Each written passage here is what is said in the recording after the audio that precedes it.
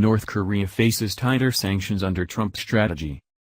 President Donald Trump's strategy was announced after a special briefing for all 100 U.S. senators. Earlier, the top U.S. commander in the Pacific defended the deployment of an advanced missile defense system in South Korea. Tensions have risen amid fears the North is planning new weapons tests. The United States seeks stability and the peaceful denuclearization of the Korean peninsula, said a joint statement issued by Secretary of State Rex Tillerson, Defense Secretary Jim Mattis and Director of National Intelligence Dan Coats. We remain open to negotiations towards that goal. However, we remain prepared to defend ourselves and our allies. The president's approach aims to pressure North Korea into dismantling its nuclear, ballistic missile, and proliferation programs by tightening economic sanctions and pursuing diplomatic measures with our allies and regional partners, the statement added. The BBC's Barbara Pledusher in Washington. The Americans are deeply concerned about advances in North Korea's weapons technology. They believe it could well be capable of hitting the United States with a nuclear warhead before the end of President Trump's first term. Any U.S. military intervention to preempt that would be fraught with risk, but Mr. Trump has toughened his rhetoric to drive home a message that it's a credible threat. A key part of his plan is to pressure China to lean more heavily on North Korea to dismantle its nuclear weapons program.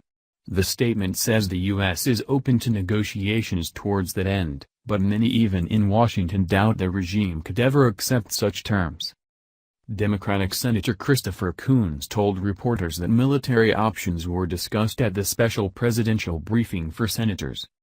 It was a sobering briefing in which it was clear just how much thought and planning was going into preparing military options if called for, and a diplomatic strategy that strikes me as clear-eyed and well-proportioned to the threat, he said.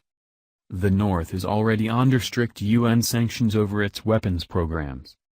A White House official said an option under consideration was to put North Korea back on the State Department's list of countries that sponsor terrorism. Mr. Trump's predecessor, Barack Obama, imposed sanctions over a year ago following a nuclear test and satellite launch by the North. North Korean government property in America was frozen and U.S. exports to, or investment in, North Korea was banned. The order also greatly expanded powers to blacklist anyone, including non-Americans, dealing with North Korea.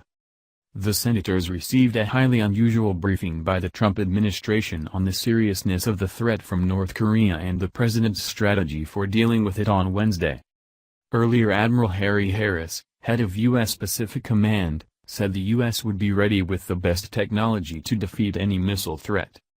The deployment of Terminal High Altitude Area Defense (THAAD) system in South Korea was aimed, he argued, at bringing North Korean leader Kim Jong-un to his senses, not to his knees.